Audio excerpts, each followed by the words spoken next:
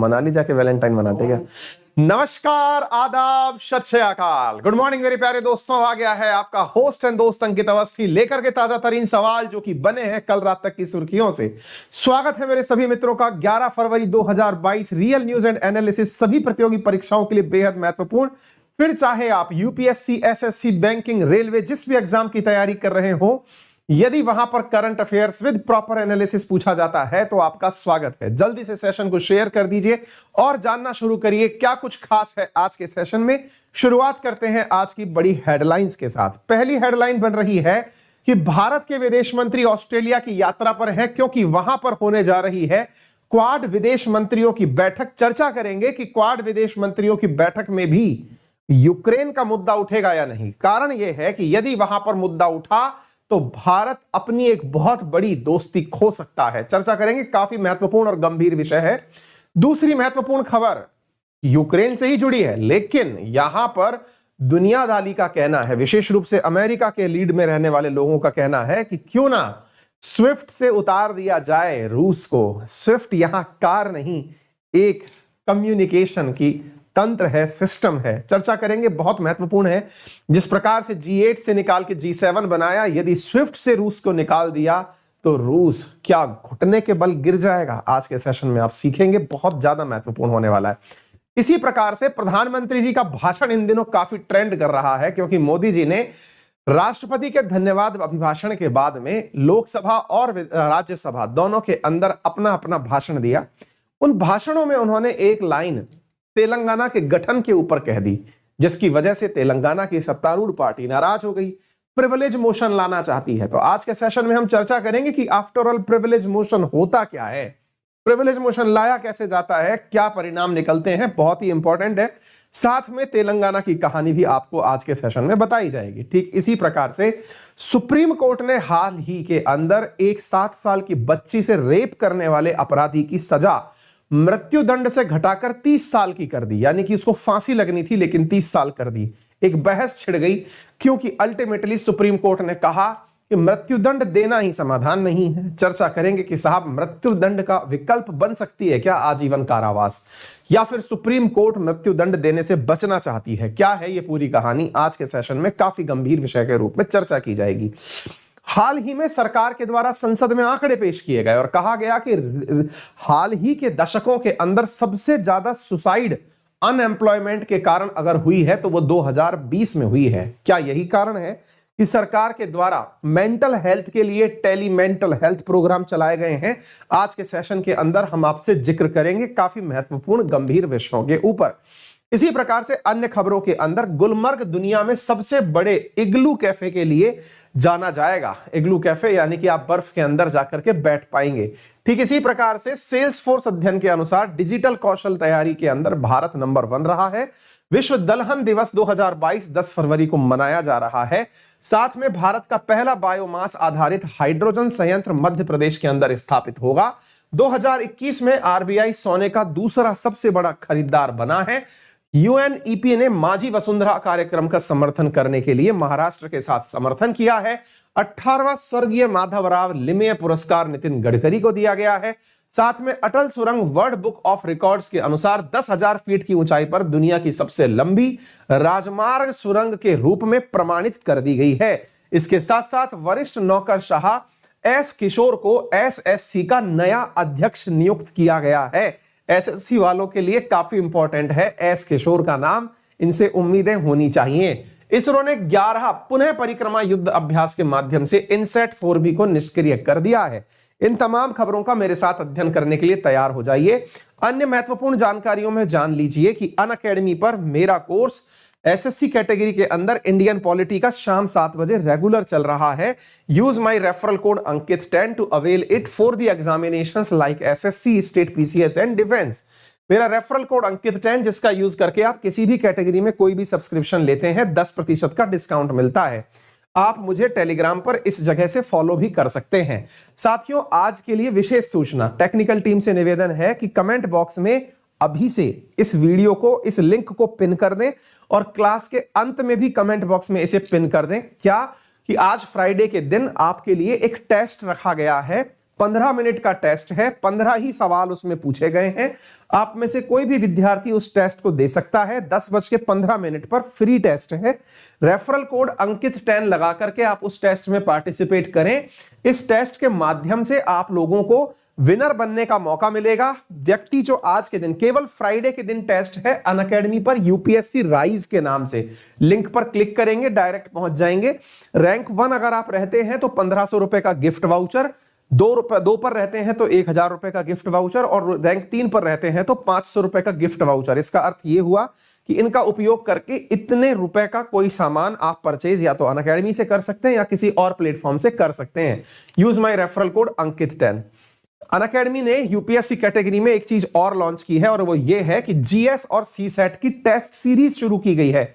बहुत ultimate product है। अभी तक अगर आप यूपीएससी की प्रिपरेशन कर रहे हैं तो आप में से अधिकांश लोग कहीं ना कहीं टेस्ट सीरीज बड़ी मोटी फीस देकर, कम से कम 15,000 20,000 में टेस्ट सीरीज ज्वाइन करते हैं। अनअकैडमी आपको मात्र 3,149 रुपए में 28 टेस्ट, जिसमें 20 जीएस के टेस्ट, 4 जो है 8 सीसेट के टेस्ट उपलब्ध करा रही है। मात्र 16 फरवरी तक ये ऑफर आपके लिए वैलिड है। रेफरल कोड अंकित 10 लगा करके आप ये ले सकते हैं। 56 टेस्ट का भी आप ऑप्शन चुन सकते हैं, जिसमें से 40 जीएस के टेस्ट हैं। ये बेहतरीन ऑप्शन है। अक्सर मैं विद्यार्थियों से कहता हूं कि जब भी पढ़ाई करें तो टेस्ट को लेकर के करें, और ये यूपीएससी के लिए बेहतरीन ऑप्शन है। आप इसे ज्वाइन कर सकते हैं। इसके अलावा अनअकैडमी पर 16 फरवरी तक चल रहा है फ्लैट 4800 रुपीज का डिस्काउंट ऑन यूपीएससी सब्सक्रिप्शन। आप चाहें तो आप इन्हें अवेल कर सकते हैं। आज का मोटिवेशन है, do the right thing even when no one is watching, it is called integrity. सत्यनिष्ठता क्या है? हम में से बहुत सारे लोग बोलते हैं कि सर मैं बहुत बड़ा संस्कारी व्यक्ति हूं, मैं बहुत आदर्श जीवन जीता हूं, मुझे बहुत से लोग पसंद इसलिए करते हैं क्योंकि मैं बिल्कुल भी गलत सोचता ही नहीं हूं, मैं वैसा ही हूं जैसा आप मुझे आज देख रहे हैं। मेरे प्यारे साथियों, ये बहुत गंभीर वार्ता है जो इस लाइन में लिखी गई है। आप में से, हम में से बहुत सारे लोग ऐसे हैं, मैं मतलब दावा तो नहीं कर सकता लेकिन मेजॉरिटी के बारे में कह सकता हूं कि वे दुनिया के सामने जैसे हैं वास्तविकता में वैसे नहीं है। आप पूछेंगे सर आपने हमारे ऊपर यह सवाल कैसे कर दिया? मेजॉरिटी के ऊपर कर रहा हूं। आप भी अगर एग्री करें तो जरूर कमेंट बॉक्स में मुझे थम्स अप भेजिएगा। क्या बोल रहा हूं ध्यान से सुनिए। मुद्दा यह है जनाब कि आप लोगों के साथ में ऐसा व्यक्तित्व देखा जाता है। मैं मेरे ही बारे में बात करता हूं। अक्सर आज कैमरे के सामने मैं आपके सामने खड़ा होकर बात कर रहा हूं, दोस्तों के सामने मैं खड़ा होकर बात कर रहा हूं, लेकिन जैसे ही सब लोग चले जाते हैं मैं एकदम फ्री जीवन जीने लगता हूं। फ्री जीवन का मतलब मन में आ रही है तो गीत गुनगुना रहा हूं, मन में आ रहा है तो खाना खा रहा हूं, बेड पर बैठ करके थोड़ी देर मोबाइल देख रहा हूं। लेकिन क्या मैं पब्लिक लाइफ में ऐसा हूं? आंसर है जी नहीं। पब्लिक लाइफ में मैं वैसा हूं जैसा आप मुझे देखना चाहते हैं। ये तो मैंने मेरा केस बताया, आप अपना केस भी देख लीजिए। दोनों लोगों के सामने आप जैसे हैं, क्या वाकई में आप अकेलेपन में ऐसे हैं? आंसर आपको स्वतः पता चल जाएगा। और जो व्यक्ति इन दोनों जगह सामंजस्य रख जाता है, दोनों जगह सामंजस्य मतलब जैसे वो घर पर है वैसे वो बाहर है, जैसे वो आपके साथ है वैसे वो उसके साथ है, अगर इस प्रकार का कोई व्यक्तित्व मेंटेन कर जाता है तो ऐसे व्यक्तियों को इंटीग्रिटी वाला व्यक्ति यानी सत्यनिष्ठता वाला व्यक्ति कहा जाता है। आप पूछेंगे कि सर ये तो बहुत मुश्किल टास्क है कि आप बाहर भी कच्छे में घूमें, सर ये तो बहुत मुश्किल टास्क है कि आप बाहर भी गाना गुनगुनाते हुए घूमें, लोग आपको मतलब इस नजरिए से देखना ही नहीं चाहते। मैंने वही कहा ना, दुनिया का सबसे बड़ा रोग कि क्या कहेंगे लोग। अब आप सोच लीजिए कि आप सत्यनिष्ठ हैं या नहीं है। बहुत बड़ी परीक्षा है, लेकिन कोशिश करिए कि अधिकतम ऐसा हो। 100% खुद भगवान उतर के आ जाए तो बात अलग है, लेकिन 100% किसी के साथ ऐसा नहीं हो सकता। सबकी अपनी निजी जिंदगी है, सबकी अपनी पब्लिक लाइफ है, सब जगह तो यह संभव नहीं है कि वो एक जैसे हो जाएं। लेकिन जो व्यक्ति अपने मन में जैसा है वैसा बाहर दिखना शुरू हो जाए, यानी कि वो किसी से कुछ ना छुपाता हो, वो किसी के साथ में वैसा ही हो जैसा वो सोचता है, वैसा वो बोलता हो। क्योंकि लोग आज के जमाने में सोचते कुछ हैं, बोलते कुछ हैं, करते कुछ हैं। लेकिन अगर आपका मन, कर्म और वचन तीनों एक जैसा होने लग जाए तो समझिए कि आप सत्यनिष्ठ हैं। और एक जीवन की सार्थकता है कि आप जैसा सोचते हैं वैसा आप करते हैं, वैसा आप कर्म नियम के साथ बनाते हैं। तो ये बहुत अल्टीमेट बात है। करके देखिएगा, अच्छा लगेगा। नित्य मैं भी यही प्रयास करता रहता हूं। जितने भी विद्यार्थी मुझसे आज तक पर्सनली मिले हैं, यानी कि आप तो कैमरे पर मिलते हैं, कैमरे पर मिलकर के आपको लगता है कि व्यक्ति तो बहुत अच्छा है, सुनने में बड़ी बढ़िया बातें करता है, क्या ये वाकई में ऐसा है? तो आप में से बहुत सारे लोग मुझसे पब्लिक लाइफ में भी मिल चुके हैं और उनके एक्सपीरियंस में रत्ती भर भी अंतर नहीं मिलेगा। और शायद ये एक्सपीरियंस और अच्छा मिले कि आप कैमरे पर तो थोड़े कम ही अच्छे लगते हैं, पर्सनली तो आप और अच्छे व्यक्तित्व के धनी हैं। मैं नित्य प्रयास करता हूं कि मैं आपको जैसा सोचता हूं वैसा दिखूं और मैं जैसा सोचता हूं वैसा ही रहूं, यानी मेरे मन, मेरे कर्म और मेरे वचन में कोई अंतर ना हो। मैं तो इस प्रयास में सार्थकता पा रहा हूं, अब आपकी बारी है। चलिए शुरू करते हैं आज के सेशन को जल्दी से शेयर कर दीजिए। मेरे साथ में हिमांशु, अनुज, सीमा, दीपक, देवेंद्र, शुभम, राणा, केशव, नित्यानंद, प्रतिम, मणिकांत, लक्ष्मी, शाम की मुस्कान, प्रदीप, लड्डू, सभी साथियों को वेरी गुड मॉर्निंग। जल्दी से सेशन को शेयर करिए और जानना शुरू कर दीजिए। आइए मेरे प्यारे साथियों, आज का पहला सवाल बहुत ही इंटरेस्टिंग सवाल है। आप देख रहे हैं एक मैप दिखाई पड़ रहा, एक झंडे का फ्लैग दिखाई पड़ रहा है और ये फ्लैग बड़ा रोचक प्रकार का है। इसमें 4 देशों के फ्लैग लगे हैं, ऑस्ट्रेलिया, इंडिया, जापान, यूएसए। चारों देशों का फ्लैग जहां दिखाई दे जाए, 4 देश कहलाते हैं क्वाड। मेरे प्यारे साथियों, इन 4 देश यानी कि क्वाड के विदेश मंत्रियों की बैठक हो रही है। कहां पर हो रही है? ऑस्ट्रेलिया के अंदर मेलबर्न में। विदेश मंत्री हमारे वाले भी गए हुए हैं, हमारे वाले जयशंकर साहब भी कल भी वहीं थे, आज भी वहीं है, क्योंकि यह बैठक 10 और 11 तारीख के दिन हो रही है। अब आप पूछेंगे इस बैठक में क्या खास होने वाला है?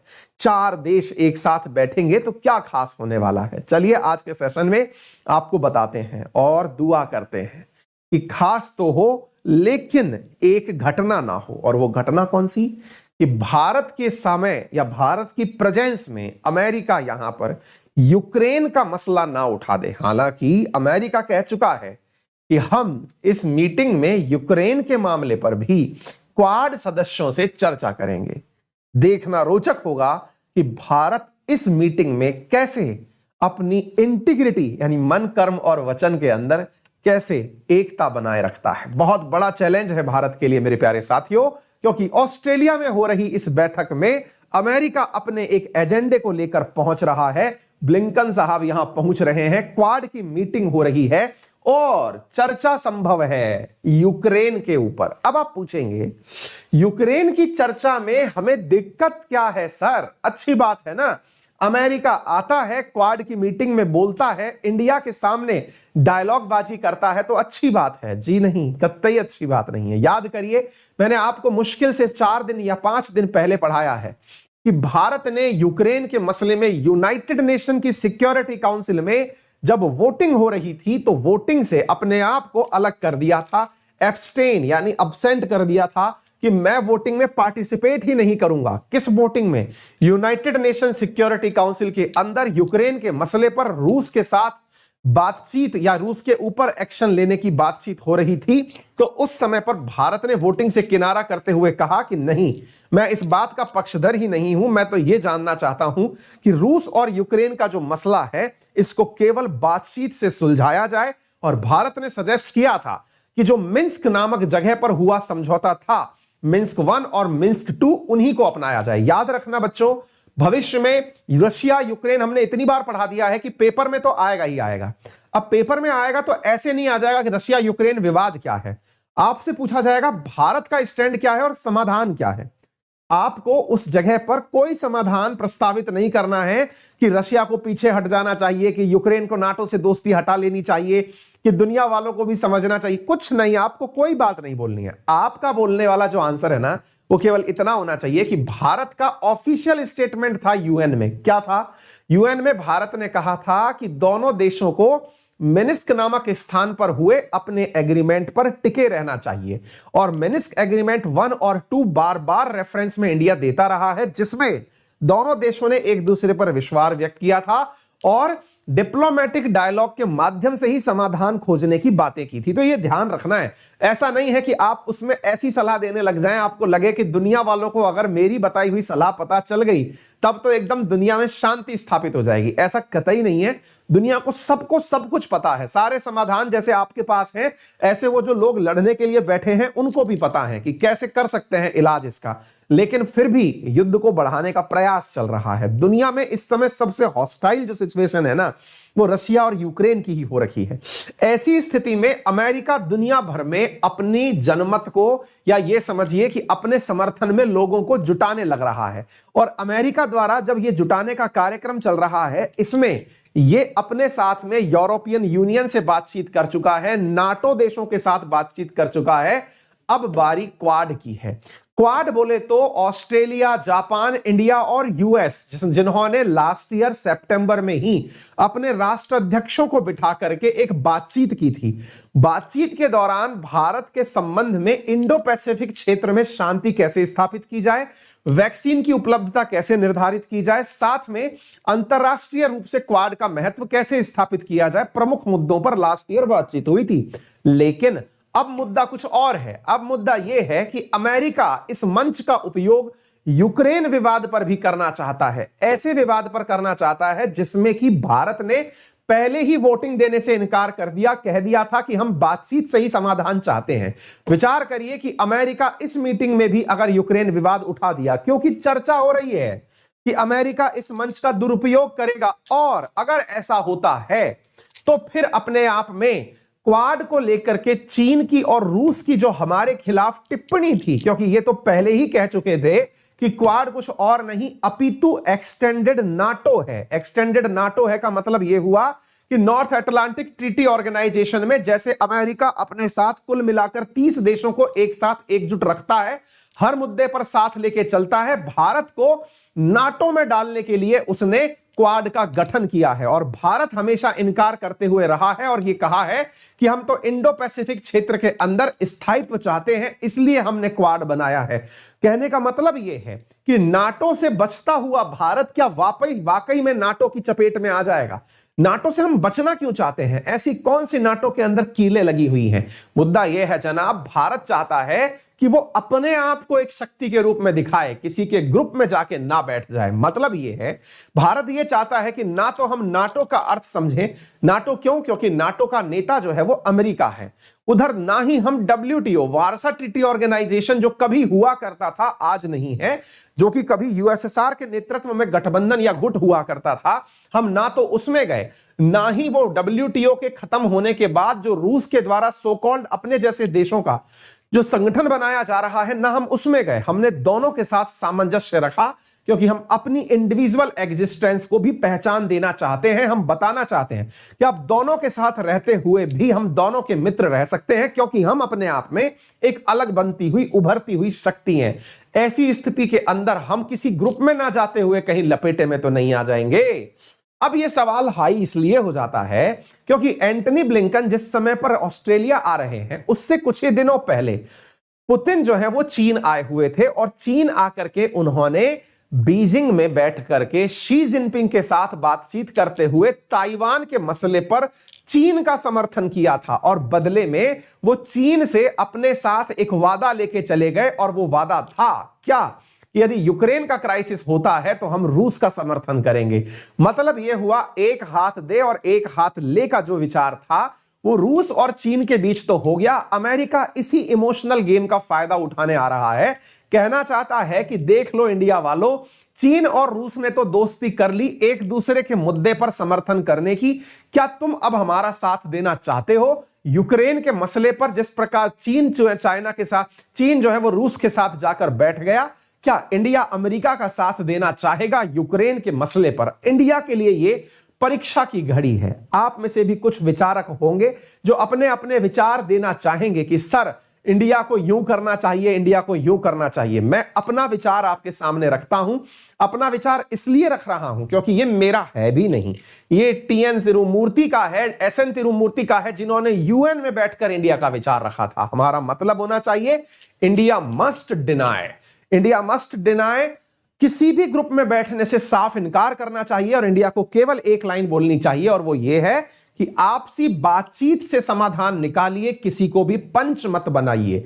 यूक्रेन और रूस अपने टेबल पर बैठे और अब ये इंडिया को यही वाला रुख क्यों अपनाना चाहिए, इसके बारे में समझ लीजिए। भारत को यह रुख इसलिए अपनाना चाहिए क्योंकि अंतरराष्ट्रीय विषयों में अगर हमने दखलंदाजी करना शुरू किया तो हम उड़ती हुई मुसीबत अपने सिर ले लेंगे। आप पूछेंगे क्यों?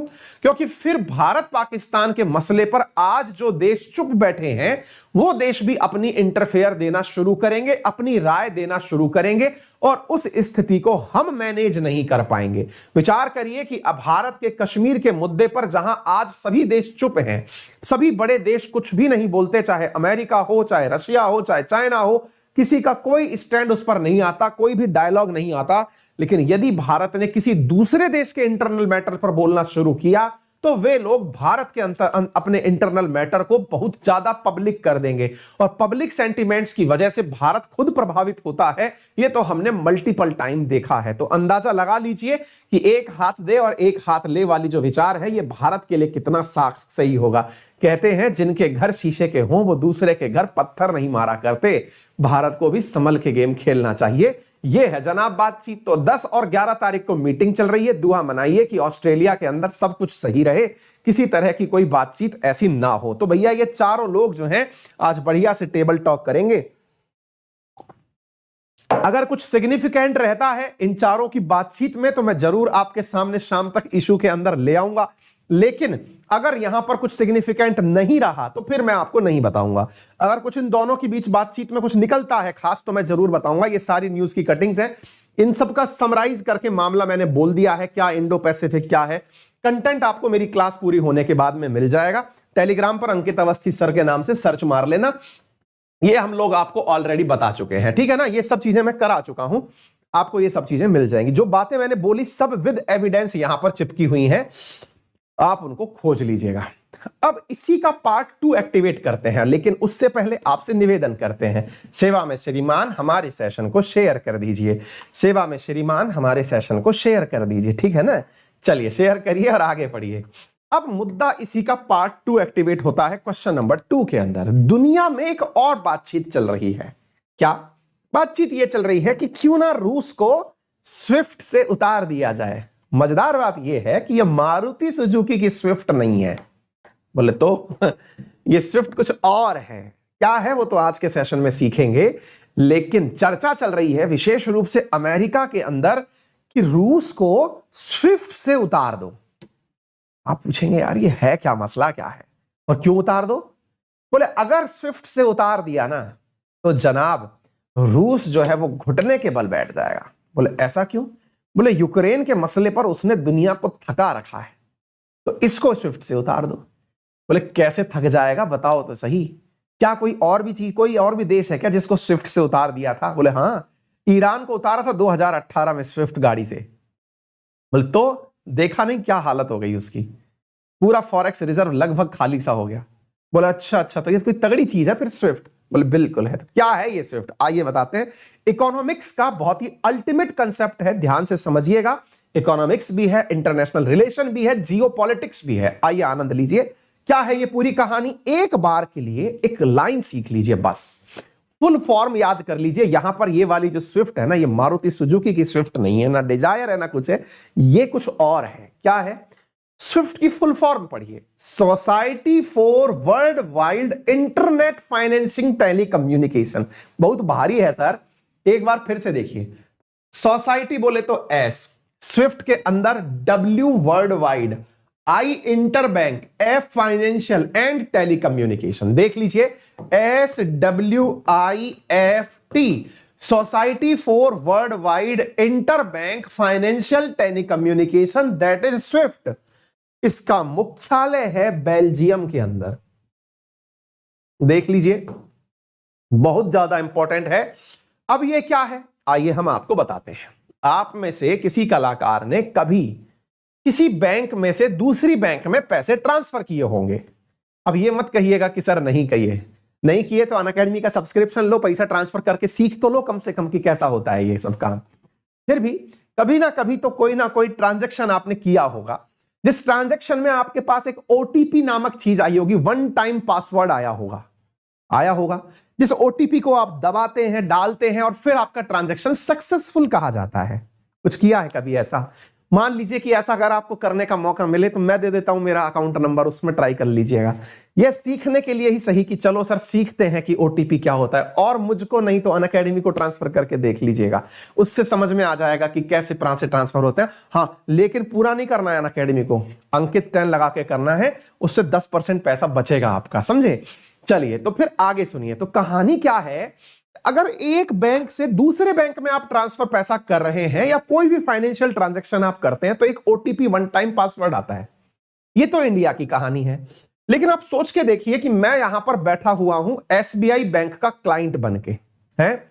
अब मैं भाई साहब यहां से एचएसबीसी बैंक लंदन में पैसा ट्रांसफर कर रहा हूं, या फिर सिटी बैंक अमेरिका में पैसा ट्रांसफर कर रहा हूं एसबीआई से बैठ करके कि साहब मेरा पैसा वहां ट्रांसफर हो जाना चाहिए। अब आप पूछेंगे कि सर यहां से पैसा अमेरिका ट्रांसफर करना है तो पैसा उड़ के जाएगा कि कैसे जाएगा? हमने कहा नहीं यार, उड़ के तो नहीं जाएगा। मुद्दा यह है कि इन बैंकों के बीच में आपस में समझौता हो रखा है। देखिए, इंडिया की जितनी भी बैंक हैं, ये कॉमन सेंस लगाइएगा तब जाके इस बात को समझ पाएंगे, अदरवाइज ये ऊपर से निकल जाएगी। इंडिया की जितनी भी बैंक हैं वो सब आरबीआई के माध्यम से जुड़ी हुई हैं। अच्छा, कभी आपने विचार किया है, मतलब ऐसे ही खलियार बैठे बैठे विचार करके देखिएगा, क्या कभी आपने विचार किया है कि मैं एक्सिस बैंक से पैसा एचडीएफसी बैंक में डालता हूं, मेरे पास टन, यहां पर एकदम मेरा बैंक में अकाउंट जीरो बैलेंस दिखा रहा था, मैंने दूसरी बैंक से पैसा ट्रांसफर किया, फट से इसमें लाख रुपया दिख गया, और तो और मैंने एक्सिस बैंक से लाख रुपया निकाल भी लिया। यार इतना तेजी से पैसा कैसे आया? ये तो मैसेज ही आया था बस, पैसा कैसे आ गया? और मैंने तो निकाल भी लिया, मैंने तो हार्ड कैश निकाल भी लिया।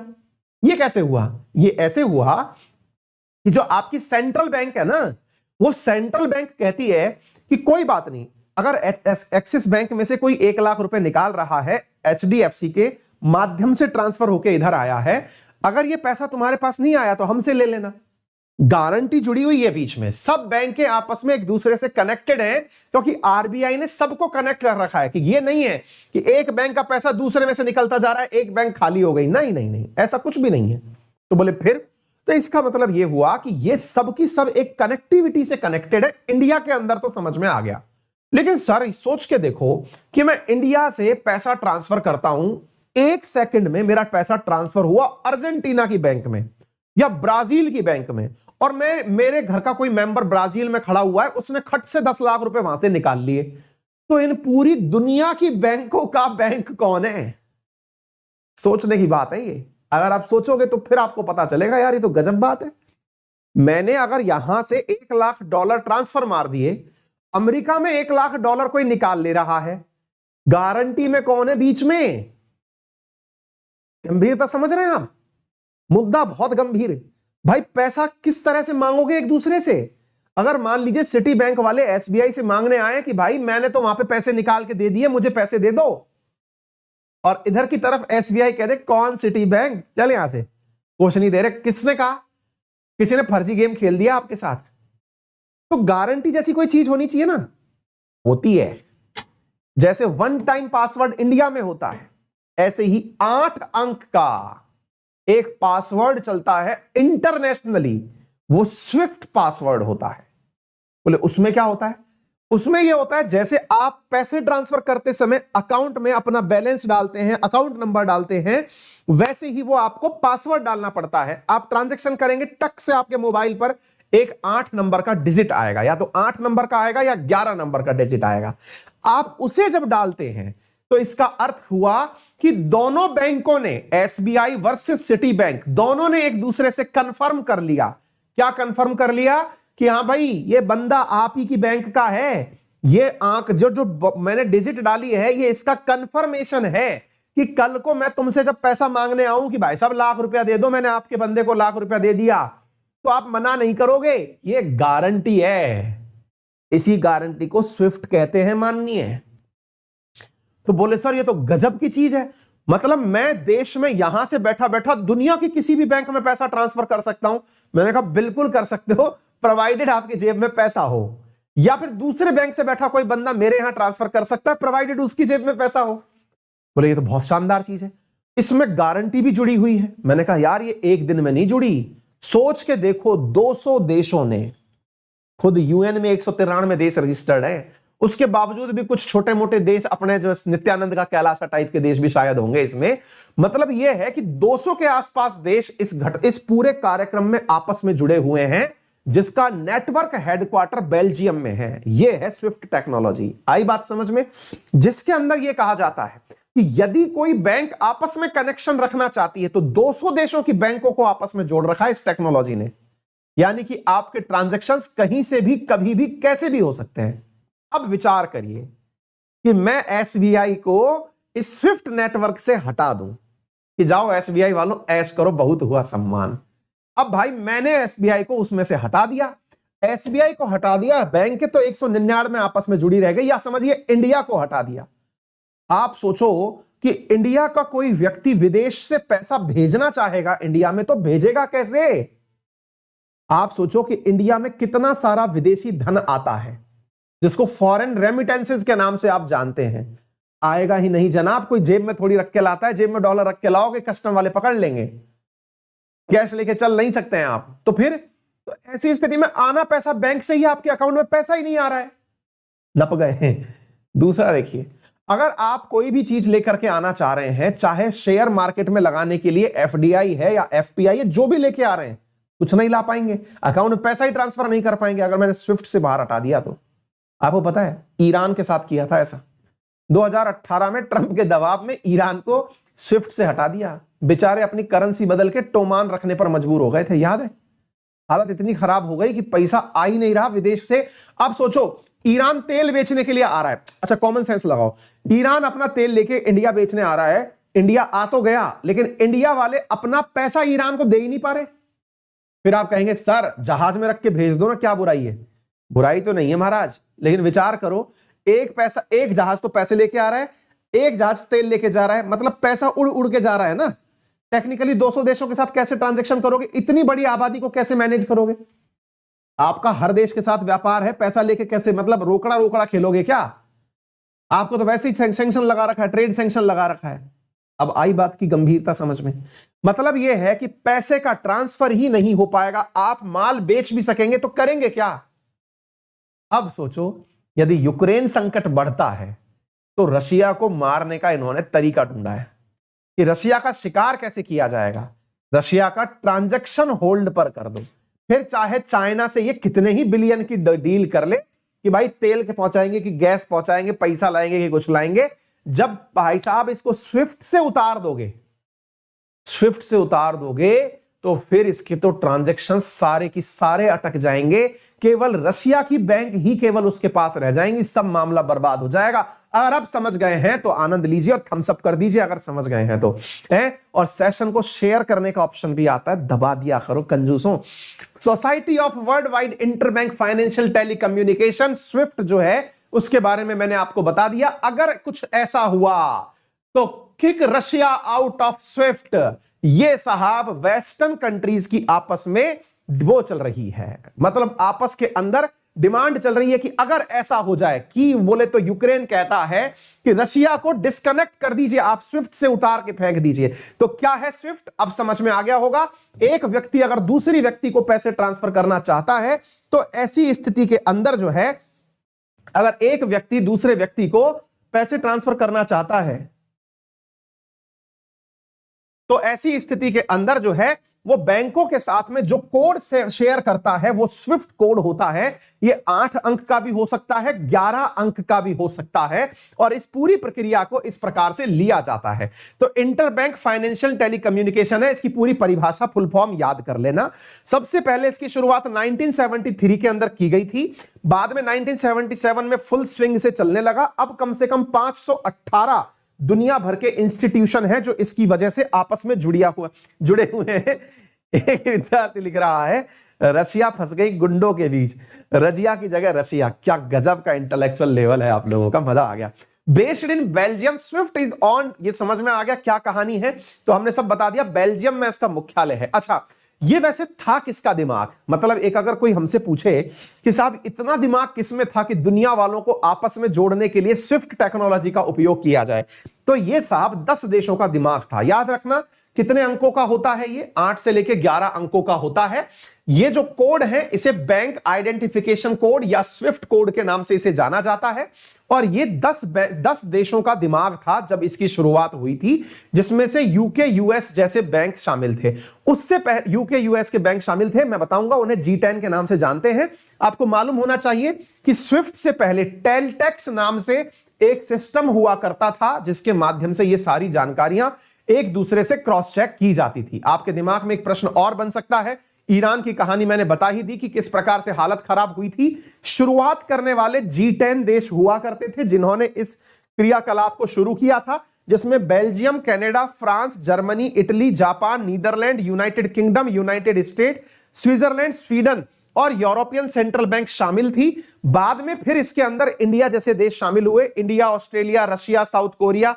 अब इस रशिया को ही उतारने की बात हो रही है। ये बिल्कुल वैसे है जैसे जब यूक्रेन के अंदर क्रीमिया पर कब्जा करने रशिया गया था तो उसको G8 से उतार के G7 में भेज दिया था। वैसे ही यदि आगे का काम चलता है तो रशिया को स्विफ्ट से उतार दिया जाएगा। तो विचार करिए कि रशिया के हालात क्या होंगे। समझ में आ रहा हो तो अगेन कहूंगा शेयर कर दो, शेयर कर दो। और हाँ, एक बात बताता हूं, आज सुबह 10:15 बजे टेस्ट है, फ्राइडे के दिन अनअकैडमी राइज फ्री टेस्ट है, आप उसमें पार्टिसिपेट कर सकते हैं। एक जानकारी और ले लो, शाम को रेगुलर मेरी 6 बजे स्पेशल क्लास चल रही है, उसमें पधार सकते हैं आप। इंडियन पॉलिटी की बेहतरीन सवाल क्लासेस चल रही हैं। चलिए अब एक और बात बताते हैं आपको, एक और इंपॉर्टेंट बात बताते हैं, और बात जुड़ी है मोदी जी के भाषण से। बहुत बढ़िया वाला भाषण दे रहे हैं मोदी जी इन दिनों। भाई साहब, संसद में मोदी जी ने भाषण दिया। ये भाषण क्या था, क्यों था, सारी बातें बताते हैं। उसके बाद में उनके भाषण से कोई परेशान हुआ, और भाषण से परेशान हुए व्यक्ति ने मोदी जी के खिलाफ एक प्रस्ताव लाने की घोषणा की है। उस प्रस्ताव का नाम है विशेष अधिकार हनन प्रस्ताव, बोले तो प्रिविलेज मोशन। तो आज के सेशन में आप प्रिविलेज मोशन भी सीखेंगे, प्रस्ताव क्यों आने वाला था, क्या आने वाले की कहानी है, मोदी जी ने क्या किया, संसद में क्या हुआ, तमाम बातें सुनिए। चलिए सेशन को शेयर करिए। देखिए साथियों, मेरे प्यारे साथियों, वर्तमान में चर्चा हो रही थी, मोदी जी राष्ट्रपति जी के द्वारा दिए गए भाषण के धन्यवाद में भाषण दे रहे थे। क्या होता है ये मैं बता देता हूं। हर साल जब भी सेशन शुरू होता है ना संसद का, संसद जो है वो एक गाड़ी में बैठकर आती है जिसका नाम है BMW। Budget session, monsoon session, winter session. Budget session के पहले दिन राष्ट्रपति महोदय पूरे संसद को संबोधित करते हुए कहते हैं कि भाई हमने ये किया, हमने यों किया। अब आप पूछेंगे सर राष्ट्रपति जी कुछ करते भी हैं क्या, मतलब वो भाषण क्यों देने आ जाते हैं? अरे राष्ट्रपति जी तो आर्टिकल 74 के अकॉर्डिंग वही सब बोलते हैं प्यारे बच्चों, जो काउंसिल ऑफ मिनिस्टर उनसे बोलने की कहती है कि लीजिए सर भाषण दे आइए। राष्ट्रपति जी जब भाषण देते हैं असल में वो तो सरकार की ही बताई हुई बातों के ऊपर भाषण देते हैं कि सरकार ने ये किया, सरकार ने ये किया। एक प्रकार से राष्ट्रपति और सरकार एक ही है, तो राष्ट्रपति का भाषण हो जाता है। भाषण होने के बाद में एक प्रथा है, बजट भी प्रस्तुत हो लेता है। फिर प्रथा यह है कि साहब आपको राष्ट्रपति जी के दिए भाषण पर धन्यवाद देना होता है कि धन्यवाद राष्ट्रपति जी, देश को आप सही दिशा में लेके जा रहे हैं। लेकिन कन्वेंशन अब बदल चुका है। राष्ट्रपति के दिए हुए भाषण पर बजाय धन्यवाद देने के हर पार्टी का नेता खड़ा होकर के सरकार की कमियां गिनाता है। कमियां ये गिनाता है कि राष्ट्रपति जी ने जो बातें कही है तो पता है कि सरकार की ही कही हुई बातें हैं, तो क्यों ना सरकार को ही घसीट लिया जाए। तो साहब वहां खड़े होकर के हर व्यक्ति सरकार के खिलाफ टिप्पणी करता है। हमने आपको मालूम होगा कुछ दिन पहले राहुल गांधी जी का एक बयान भी आप लोगों को पढ़ाया था, जिसके चलते हुए अमेरिका ने किनारा कर लिया था। मेरा एक थंबनेल भी पड़ा हुआ है, चाहे तो आप गूगल पर सर्च कर सकते हैं, यूट्यूब पर, मैंने जिसमें कहा है कि क्या भारत के कारण चीन और पाकिस्तान एक दूसरे के नजदीक आ गए। क्यों? क्योंकि राहुल गांधी जी ने संसद में भाषण देते हुए कहा कि भारत की विदेश नीति सबसे खराब रही इन दिनों, जिसके चलते चीन और पाकिस्तान एक दूसरे के नजदीक आ गए। मैंने उस बात का भी संपूर्ण विश्लेषण किया हुआ है, और विश्लेषण में हमने शुरुआत से शुरू किया है 1962 से लेकर के कि किस प्रकार भारत का संबंध चीन से बिगड़ता गया, पाकिस्तान का संबंध चीन से सुधरता गया। ये सब बातें हमने विस्तार से समझाएंगे, चाहे तो देख लें। उसी प्रक्रिया में जब ये सारी चीजें पूरी हो लेती है, पूरा विपक्ष बोल लेता है, अपने मर्जी की भड़ास निकाल लेता है, उस समय फिर नंबर आता है प्रधानमंत्री जी का। प्रधानमंत्री जी खड़े होते हैं।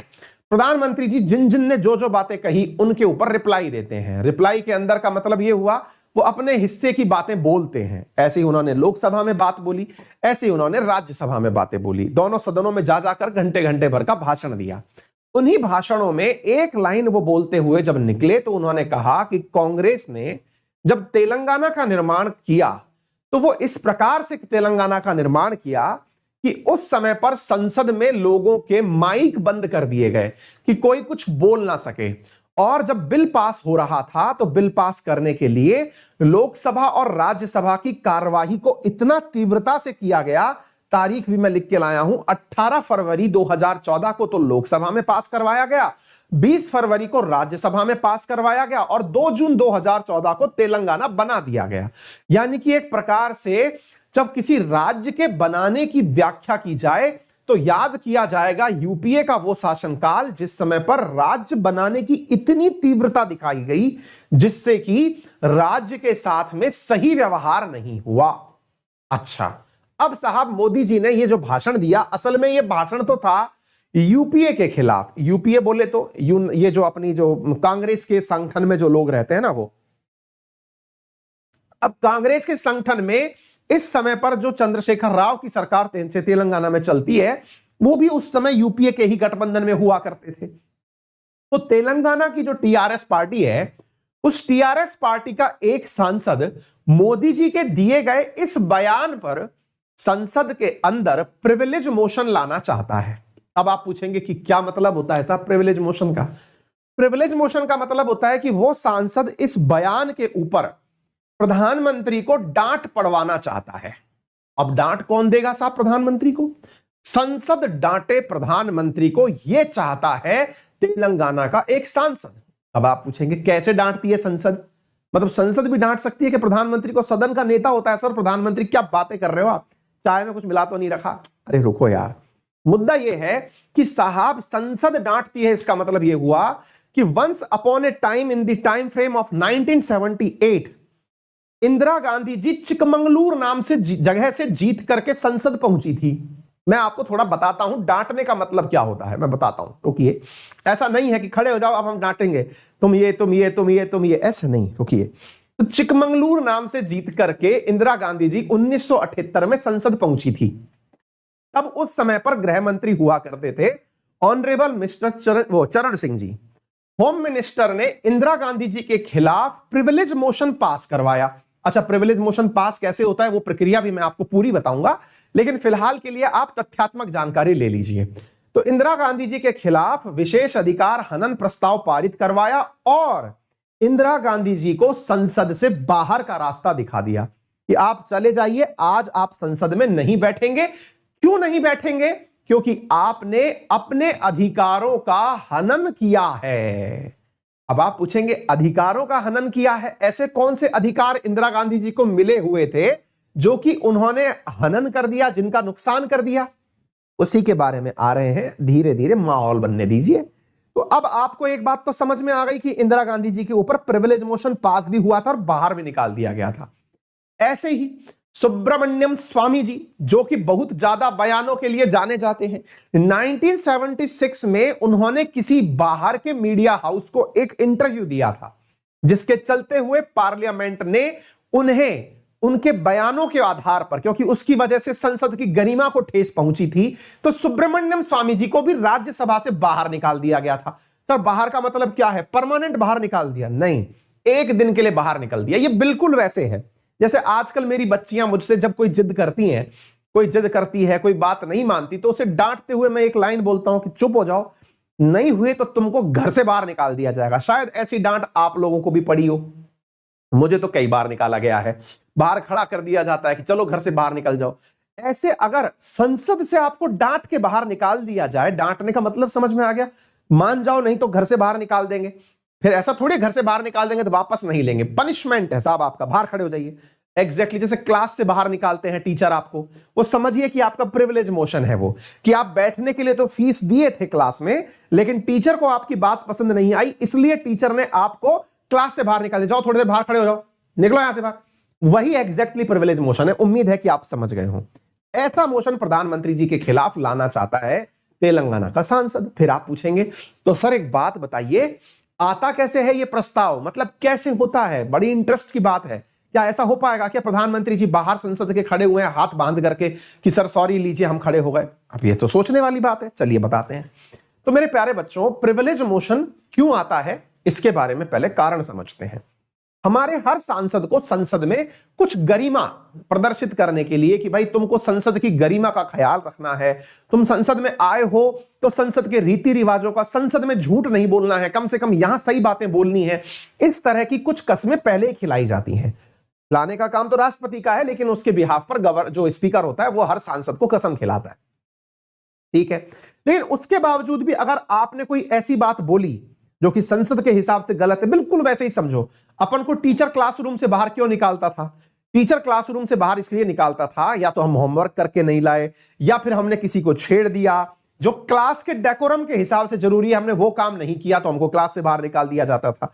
ऐसे ही संसद का भी डेकोरम होगा। संसद में दो हाउस चलते हैं बच्चों। संसद में एक हाउस चलता है लोकसभा के नाम से, एक हाउस चलता है राज्यसभा के नाम से।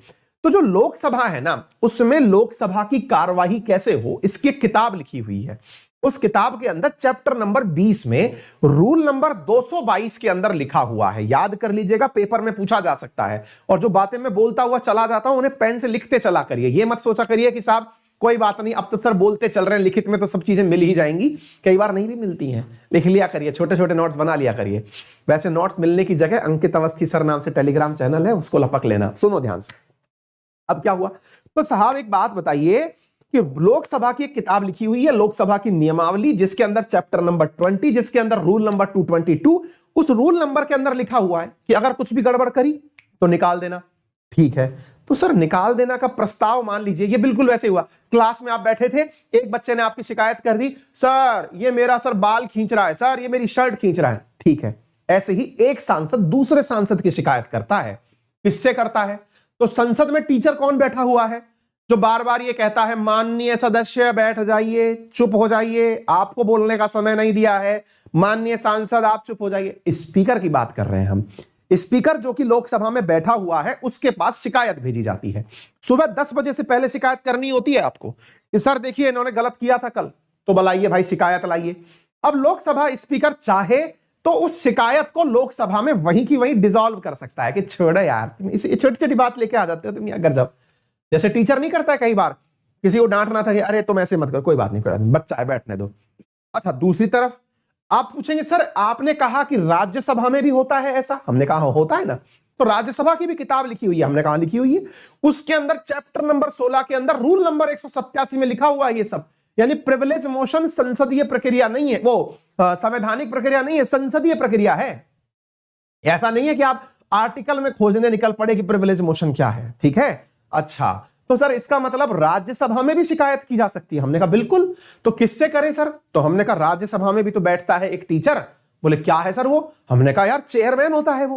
बोले चेयरमैन तो सर उपराष्ट्रपति होता है। हमने कहा हाँ तो भाई उस उपराष्ट्रपति महोदय के पास जाइए, कहिए कि सर इन माननीय सदस्य ने इस प्रकार से गलत बयानबाजी करी है। तो फिर वो स्पीकर देखेगा या सर चेयरमैन आपका बयान देखेगा, क्या बात थी बताइए? सर ऐसे ऐसे किया था। अरे छोड़िए ना यार, क्या बात है इसमें, छोड़ो छोड़ो कोई बात नहीं, जाओ जाओ आगे से ध्यान रखेंगे, सदस्य को समझा दिया है हमने। ठीक है, यानी कि आपका प्रिविलेज मोशन का जो प्रस्ताव है ये आने के बाद हो सकता है कि स्पीकर और चेयरमैन के द्वारा ही रद्द कर दिया जाए। समझ में आ गई बात? रद्द कर दिया जाए का अर्थ क्लियर हुआ? इसका मतलब यह हुआ कि वो पास ही नहीं हुआ, वहीं की वहीं नल एंड वॉइड हो गया। अच्छा, लेकिन सर बाई चांस मान लीजिए कि स्पीकर ने कहा हां आरोप तो संगीन है, इन्होंने गलत तो किया है, रुको बेटा अब एक काम करते हैं, अपन इस संसद में से हर पॉलिटिकल पार्टी से आदमी बुलाते हैं, किसी से ज्यादा किसी से कम, किसी गठबंधन से, ऐसे करके एक 15 मेंबर का कमेटी बनाते हैं। 15 मेंबर की कमेटी बनाई गई साहब। 15 मेंबर की कमेटी में हर सांसद मतलब हर पॉलिटिकल पार्टी से कोई एक आध सांसद बुला लिया, कमेटी बनाई। ये कमेटी कौन बनाता है? स्पीकर बनाता है या फिर चेयरमैन बनाता है। उसने कमेटी बनाई, इस कमेटी को कहते हैं प्रिविलेज कमेटी। ये कमेटी करती क्या है? जो आपने शिकायत भेजी है ना, वो शिकायत ये कमेटी पढ़ती है कि बताओ तो क्या हुआ था। तो ये कमेटी एनालाइज करती है कि क्या वाकई में उस व्यक्ति ने इतना बड़ा अपराध किया था क्या। अच्छा, तो ऐसी स्थिति में उस अपराध को जांचने के लिए कमेटी बिठाई जिसका नाम था प्रिविलेज कमेटी। अब प्रिविलेज कमेटी उस आरोप को पूरी तरह से अध्ययन करती है और फिर यदि यह पाती है कि इसने कुछ गलती तो करी है, तो वो प्रिविलेज कमेटी अपनी रिपोर्ट को संसद के सामने रखती है कि सर इस तरह का कार्य किया गया था। अच्छा, तो अब क्या होगा कि संसद स्पीकर के माध्यम से प्रिविलेज कमेटी के द्वारा दिए गए फैसले के आधार पर उस सदस्य को सदन से बाहर निकालने का आदेश दे सकती है। क्या आपको मेरी बात समझ में आई? सर रिसेंटली कभी प्रिविलेज मोशन आया था क्या? बिल्कुल, रिसेंटली राहुल गांधी जी के खिलाफ आया था। जब अरुण जेटली जी जिंदा हुआ करते थे तो जेटली जी की जो स्पेलिंग है JETLY जेटली, उसमें उन्होंने LY को हटा करके LIE कर दिया था कि जेट लाई, यानी कि ये झूठ बोलने वाले जेटली हैं। तो इसके खिलाफ प्रिविलेज मोशन लाया गया था, लेकिन जिस दिन ये मोशन आया उस दिन राहुल गांधी जी एब्सेंट हो गए थे सदन से। तो फिर स्पीकर ने कहा कि यार जिसकी शिकायत कर रहे हो वो तो पहले ही सदन से बाहर है, तो क्या बाहर निकालेंगे उसको, तो वह प्रस्ताव रद्द हो गया था। समझ में आ गया? प्रिविलेज मोशन समझ में आ गया, प्रक्रिया समझ में आ गई, मुद्दा समझ में आ गया। अब थोड़ा सा तेलंगाना भी जान लो कि तेलंगाना की कहानी है क्या। देखो भैया, तेलंगाना की कहानी यह है कि तेलंगाना जो है वो 2 जून 2014 को भारत का 29वां राज्य बना था, लेकिन अब 28वां रह गया है। क्यों? क्योंकि जम्मू कश्मीर जो है ना, अब वो यूनियन टेरिटरी बन चुका है। तो 29वां राज्य बना था भारत का तेलंगाना, और तेलंगाना बनने की जो कहानी है ये शुरू उसी दिन से हो गई थी जिस दिन से हैदराबाद के अंदर तेलंगाना का विलय हुआ था। 1956 से ही चली आ रही है। जो TSR पार्टी है, जिसमें कि एस चंद्रशेखर राव वर्तमान में मुख्यमंत्री बने हुए हैं, ये 2001 से ही निरंतर मांग कर रहे हैं कि साहब तेलंगाना को नया वो बनाया जाए, मुख्यमंत्री बनाया जाए, और तेलंगाना को नया राज्य बनाया जाए, चंद्रशेखर राव को मुख्यमंत्री बनाया जाए। बड़ा आंदोलन चला, बहुत दिन तक अनशन हुआ, 15-20 साल की मेहनत हुई, तब जाकर के तेलंगाना अलग राज्य बन करके आया। तो ये तेलंगाना की स्टोरी कभी और बता देंगे। आज मेरे हिसाब से आपको ये बात अच्छे से समझ में आ गई होगी। उम्मीद है कि आपको ये बात क्लियर हो गई होगी, और अगर आ गई हो तो यार सेशन में अगेन एक शेयर करने का ऑप्शन होता है, लेकिन जिसको आप शेयर करने में कंजूसी कर रहे होते हैं तो बड़ा दुख सा होता है। फिर खैर क्या करें भाई, आपकी मर्जी है साहब। चलिए आगे बढ़ते हैं साथियों अगले प्रश्न की तरफ। कईयों को ज्ञान से भी तो परहेज हो जाता है ना, तो उम्मीद है कि आपको यह बात क्लियर हो गई हो। क्या है पूरी कहानी, हमने अच्छे से समझा दी है। ठीक है, क्या है प्रिविलेज मोशन, क्या कहानी है, जो बातें बोली हैं वो लिख लेना, सब बातें मैंने यहां पर समझा दी हैं। अब साहब एक और घटना सुनिए आप। और घटना क्या है? हाल ही में मौत की सजा के ऊपर सुप्रीम कोर्ट का एक फैसला आया। मौत की सजा के ऊपर क्या फैसला आया साहब? मौत की सजा के ऊपर सुप्रीम कोर्ट ने एक फैसला देते हुए एक व्यक्ति जो कि रेपिस्ट था, जिसने 7 साल की बच्ची से रेप किया, उसे मार दिया, उस व्यक्ति को दी गई मृत्युदंड की सजा को बदलते हुए आजीवन कारावास में कन्वर्ट कर दिया। और सुप्रीम कोर्ट ने भाषण देते हुए कहा कि जो कोर्ट मृत्युदंड की सजा देती हैं वो must not be swayed in favour of death penalty. देखिए मुद्दा क्या है? मुद्दा तो मैं आपको पहले ही बता चुका हूं। मुद्दा तो यह है कि एक व्यक्ति था जो कि रेपिस्ट था। कोर्ट ने रेपिस्ट होने का पता भी लगा लिया कि साहब ये व्यक्ति जो है वो रेपिस्ट है।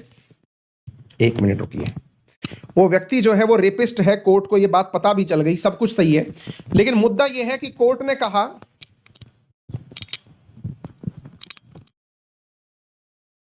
कि रेपिस्ट को जब सजा देनी है तो सजा दीजिए, मना नहीं है।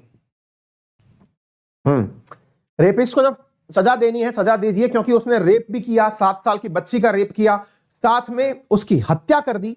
सजा देने का मामला तो समझ में आया, लेकिन जब सजा सुनाओ तो सजा सुनाते समय मृत्युदंड ही देना है, इस भावना से काम मत करो। सुप्रीम कोर्ट का यह बयान बहुत मायने रखता है। स्वेड का मतलब होता है सही मायने में कि बह जाना, कि बह गए साहब हम तो, कि मृत्युदंड ही देना है, यही भावना है हमारे मन में, तो तभी जाकर के पनिशमेंट का लाभ मिलेगा।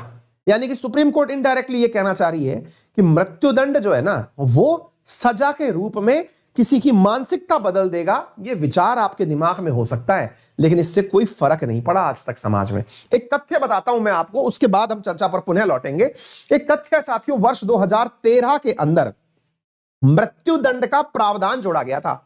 2013 में जो रेपिस्ट है उसको मृत्युदंड दिए जाने का प्रावधान जोड़ा गया था। आप जानकर हैरान होंगे कि 2013 में बलात्कार के मामलों में मृत्यु निर्धारित की गई थी, लेकिन 2013 के बाद जो रेप की घटनाएं हैं वो भी बढ़ गई, साथ में हीनियस तरीके से जो मर्डर्स हो रहे हैं वो और ज्यादा बढ़ गए।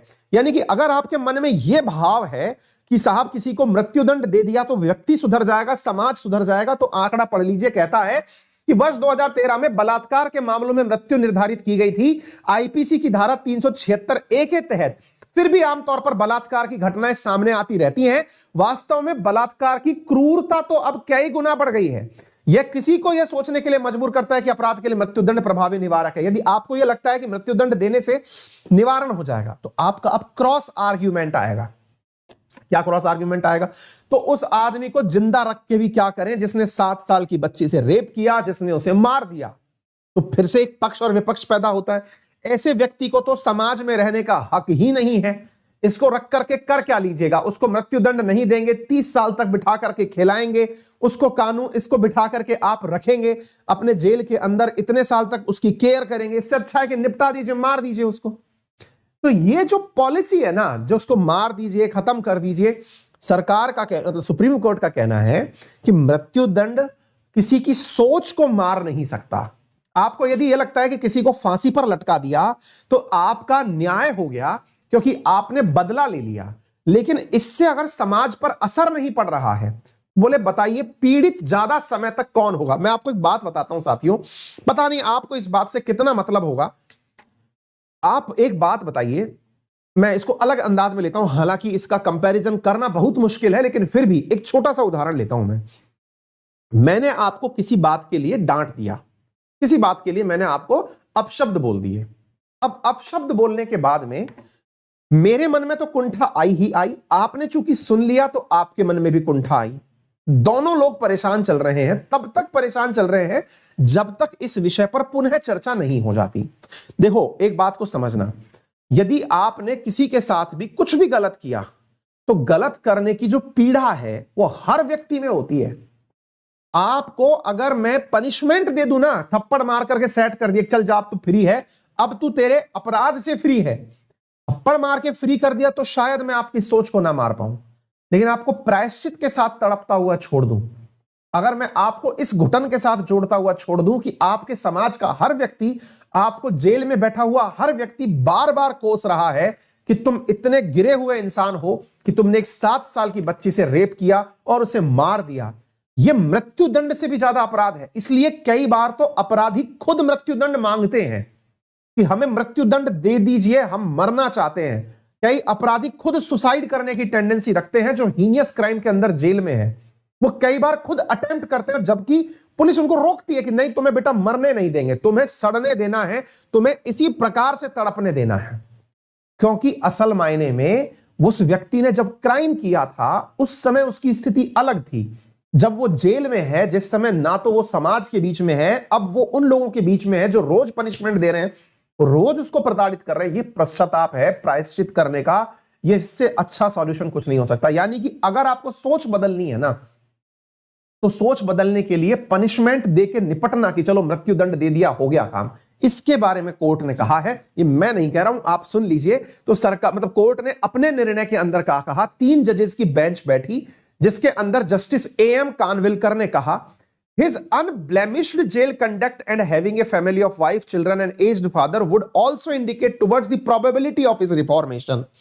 कि हम लोग एक चीज तो ये मान के चलते ही हैं कि उसको हमने मृत्युदंड देना था, हमने उसको बदल करके 30 साल के कारावास में बदल दिया।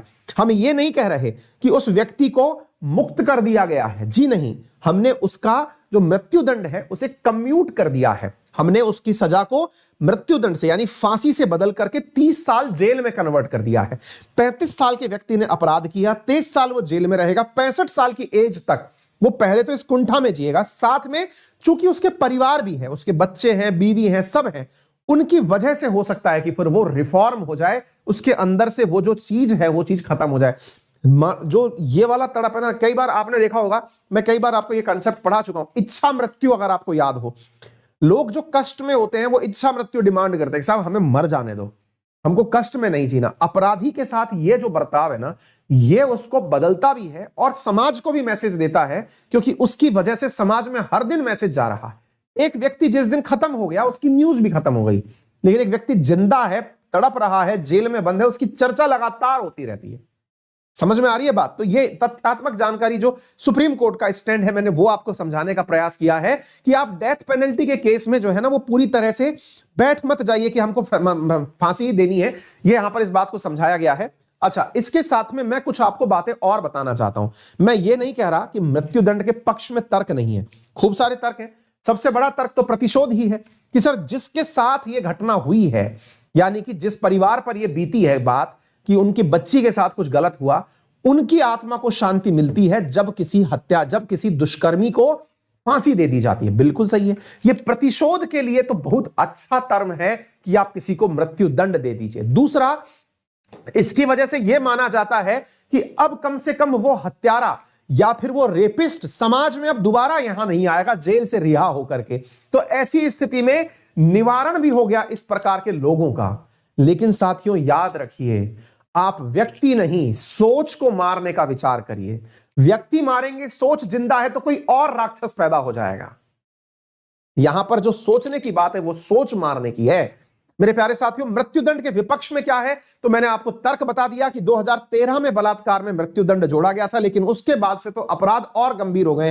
यानी अपराधियों में इस चीज का भय पैदा नहीं हुआ, इस चीज का डर पैदा नहीं हुआ कि मृत्युदंड से उनको कोई नुकसान है। समझ रहे हैं आप लोग। दूसरी सबसे इंपॉर्टेंट बात यह है कि कोर्ट खुद एक बात मानती है कि हम कितना भी अच्छा न्याय कर दें, लेकिन इस बात से भी इनकार नहीं किया जा सकता कि कोई बेगुनाह नहीं मारा जाएगा। ये बहुत बड़ी बात है साथियों। यानी कि कई बार कितना भी अच्छे से आप जस्टिस डिलीवर कर दीजिए, उसके बावजूद भी कई बार ऐसा होता है कि समझ से परे हो जाता है कि क्या कोई बेगुनाह सजा पाया या नहीं पाया। एक फिल्म है साथियों, अगर आपको समय मिले तो देखिएगा, तलवार नाम से एक फिल्म है। अभी पता नहीं वो शायद अमेजन पे है कि नेटफ्लिक्स पे है, आप उसको देखिएगा। तो उसमें तलवार दंपत्ति वाला केस बताया है और बताया है कि कैसे इन्वेस्टिगेशन के अंदर सोचने भर से जो दोषी है वो बदल जाता है। जहां एक बार एक व्यक्ति पर दोष चल रहा था, वो दूसरे व्यक्ति पर शिफ्ट हो जाता है। तो ये जो चीजें है ना, ये एक बार में कह देना कि कोर्ट ने फांसी पर लटका दिया तो काम खत्म, हो सकता है गुनहगार कोई और हो, ये आपकी नजर से ही परे निकल गया हो। तीसरी जो चीज जो है, अंतरराष्ट्रीय रूप से जितनी भी एजेंसीज हैं जैसे एमनेस्टी इंटरनेशनल, उन सबका मानना है कि मानवीय न्याय इसकी वजह से दोषपूर्ण रहेगा और अधिकांश जो डेवलप्ड कंट्रीज हैं उन्होंने मृत्युदंड बंद ही कर दिया है। वो उसके स्थान पर और तरह का पनिशमेंट यूज कर रहे हैं ताकि समाज में लगातार मैसेज सर्कुलेट होता रहे। तो एक बड़ा मुद्दा था, तो आपसे पूछा जा सकता है, तो हमने इसके बारे में पूरी जानकारी आपको बता दी। भारत के अंदर अभी तक 1303 डेथ सेंटेंसेस हैंडेड आउट हुई हैं बिटवीन 2004 से 2013 के बीच में। एनसीआरबी के आंकड़ों के अनुसार यहां पर 3 convict eventually executed in this period.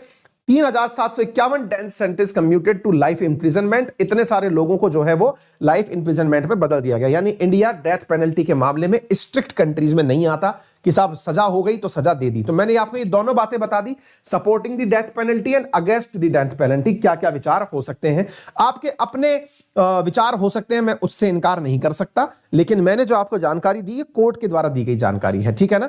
ये सारा तथ्य जो है वो आपको हमारी क्लास के पूरे होने के बाद हमारे टेलीग्राम चैनल अंकित अवस्थी सर पर प्राप्त हो जाएगा।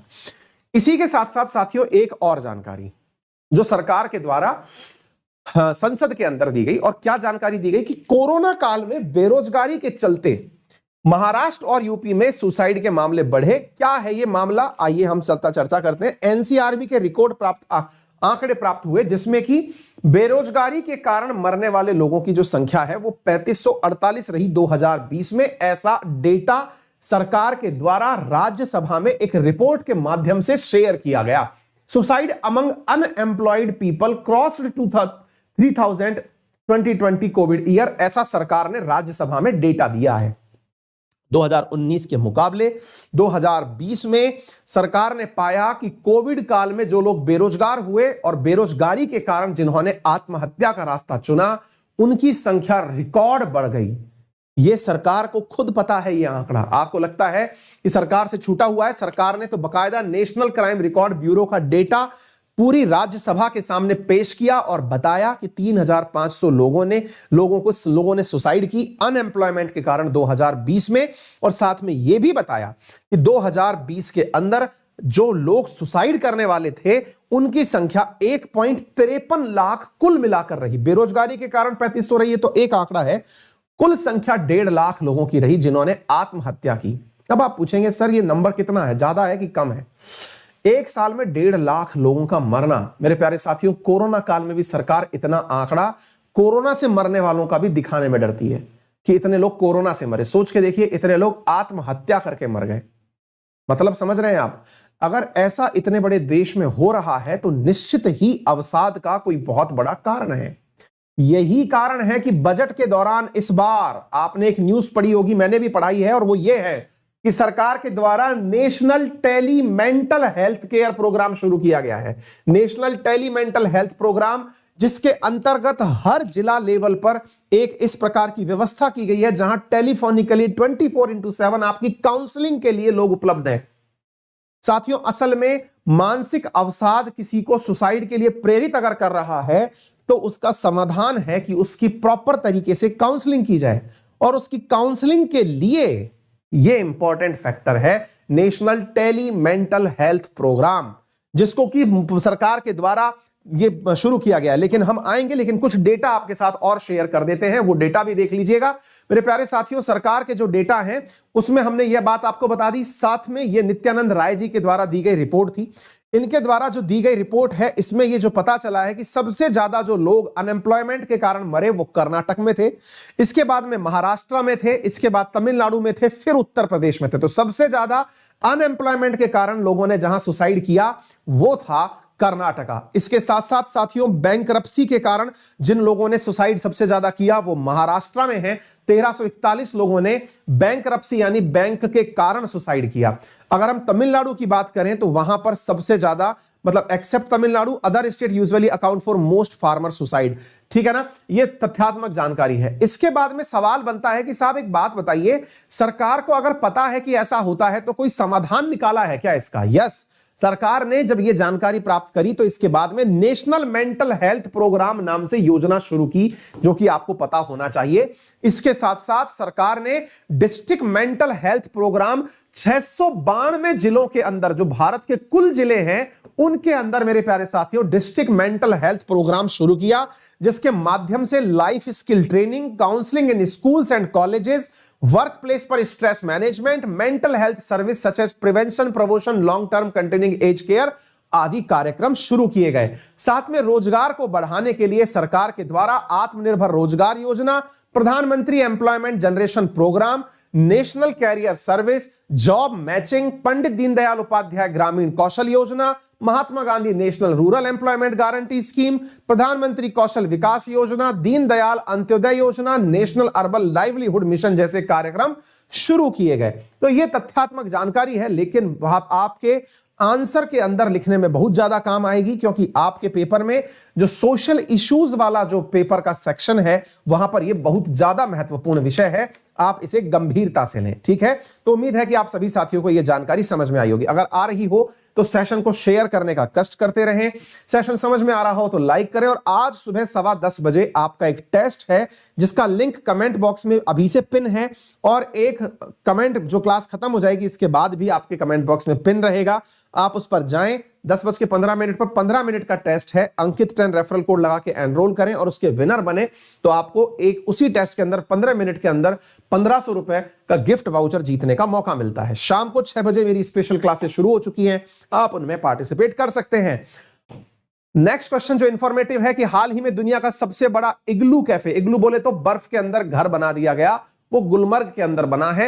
लार्जेस्ट सेट इन जम्मू कश्मीर, जिसमें 40 गेस्ट बैठ सकते हैं। इस तरह का कैफे कहां बनाया गया है? तो यह बनाया गया है गुलमर्ग के अंदर। यहां पर 37.50 फीट का, मतलब बर्फ का घर बनाकर, जिसके अंदर टूरिस्ट जाकर के आराम से खाना पीना खा सकते हैं। बर्फ का इस प्रकार से एक कैफे बनाया गया है। देख सकते हैं कितना रोचक लग रहा है देख करके। तो ये इस प्रकार से बनाया गया है, ठीक है ना। लास्ट वर्ल्ड रिकॉर्ड जो था, मतलब इसके अंदर जो है inspired by Switzerland hotel concept. Switzerland में इस प्रकार की चीजें चलती रहती हैं, तो वहां से जो है ये इंस्पायर्ड होकर के इसका निर्माण कार्यक्रम किया गया है। इसके साथ साथ साथियों, अन्य सवालों के अंदर किस संस्था के अनुसार डिजिटल कौशल तैयारी में भारत नंबर 1 बन गया है? तो सेल्स फोर्स अध्ययन के अनुसार भारत जो है डिजिटल स्किल के अंदर नंबर 1 हो गया है। Highest on digital readiness among 19 countries, जिसके ऊपर इंफॉर्मेशन के ऊपर सर्वे किया गया। हाईएस्ट डिजिटल रेडीनेस स्कोर में भारत 100 में से 73वें स्थान पर रहा। 72% यहां पर रेस्पॉन्स रहा। आगे बढ़ते हैं अगले प्रश्न की तरफ। अगला प्रश्न बना है विश्व दलहन दिवस कब मनाया जाता है? तो 10 फरवरी को विश्व दलहन दिवस मनाया जाता है। विश्व दलहन दिवस 2018 में पहली बार रिकॉग्नाइज किया गया था। 2019 में इसे पहली बार आयोजित किया गया। WPD के द्वारा इसको आयोजित किया जाता है। ये आपको इंपॉर्टेंट रूप से पता होना चाहिए। दालें, जिन्हें फलियां भी कहा जाता है, भोजन के लिए उगाए जाने वाले फलीदार पौधों से निकलने वाले खाने योग्य भोज्य पदार्थ हैं। वर्ल्ड पल्स प्रोग्राम के रूप में संयुक्त राष्ट्र के खाद्य और कृषि संगठन के द्वारा इसको मनाया जाता है। भारत का पहला बायोमास आधारित हाइड्रोजन संयंत्र किस राज्य में स्थापित किया जाएगा? तो मध्य प्रदेश में बायोमास से चलने वाला हाइड्रोजन प्लांट विकसित किया जाएगा। कमर्शियल स्केल लेवल पर यह कार्यक्रम होगा खंडवा डिस्ट्रिक्ट मध्य प्रदेश में। थर्मली एक्सेलरेटेड एनाएरोबिक डाइजेस्टर के रूप में इसका विकास कार्यक्रम किया जाएगा। इसके साथ साथ अन्य प्रश्नों में हाल ही में जारी आंकड़ों के अनुसार कौन 2021 में सोने का दूसरा सबसे बड़ा खरीदार बना है? तो आरबीआई ने रिकॉर्ड गोल्ड परचेज किया है साथियों, 700 टन। 700 टन बोले तो 700 गुणा 1000 बोले तो 7 लाख किलो गोल्ड परचेज किया है, जिससे कि भारत के पास गोल्ड की जो मात्रा है 27% बढ़ गई है। ये यहां पर आप अंदाजा लगा सकते हैं। इस प्रकार से आप इस तरह से देख लीजिए कि भारत ने जो गोल्ड रिजर्व जो है वो मतलब अपना बहुत ज्यादा बढ़ा लिया है, आप अंदाजा लगा लीजिए, ठीक है ना। तो लार्जेस्ट बायर रहा है और इससे ज्यादा जो किया है वो बैंक ऑफ थाईलैंड ने परचेज किया है गोल्ड। वो कितना किया है? 900 मैट्रिक टन गोल्ड उन्होंने 90 मैट्रिक टन परचेज किया और आरबीआई ने 77.5 मैट्रिक टन परचेज किया। भारत में अब कितना हो गया कुल मिलाकर के? 705 टन हमारे पास गोल्ड हो गया है और हमने परचेज किया था 77.5 मैट्रिक टन, ठीक है। तो ये चीज आप देख सकते हैं, कुछ तथ्यात्मक चीजें हैं। अब यहां पर ये न्यूज में गड़बड़ क्यों आ रही है? एक तरफ तो ये न्यूज दिखती है कि रिकॉर्ड हाई हो गया है। अच्छा, 2021 का डेटा था ये। अब ये 2022 का जो डेटा है ये बढ़कर के 754 टन हो गया है। यस, तो एकदम करेक्ट जो डेटा है ना वो 754 टन है भाई, ठीक है। हमारे फॉरेक्स रिजर्व का ये 6.22% है। हमारा फॉरेक्स रिजर्व का ये 6.5% है। ये आपको मालूम होना चाहिए जो हमारा गोल्ड रिजर्व है वो, ठीक है। आगे बढ़ते हैं अगले प्रश्न की तरफ। किस अंतरराष्ट्रीय संस्था ने माझी वसुंधरा अभियान का समर्थन करने के लिए महाराष्ट्र के साथ समझौता किया? तो यूएनईपी के द्वारा महाराष्ट्र गवर्नमेंट के साथ में क्लाइमेट चेंज एक्शन पर समझौता किया गया है। यूनाइटेड नेशन एनवायरनमेंट प्रोग्राम के द्वारा, जो कि मतलब स्टॉकहोम कन्वेंशन के अंतर्गत 1972 में स्थापित किया गया था।